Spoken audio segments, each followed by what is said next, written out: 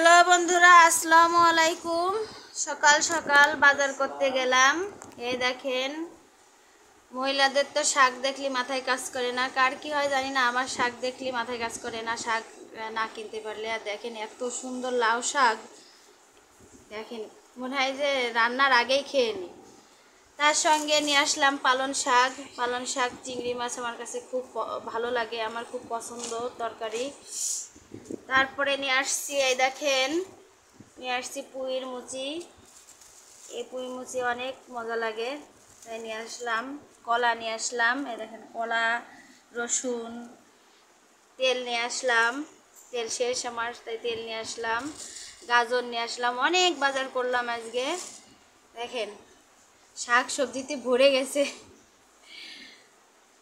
Hello বন্ধুরা, আপনাদের যদি ভালো লাগে লাইক এবং শেয়ার দিয়ে নতুন নতুন ভিডিও দেখার জন্য।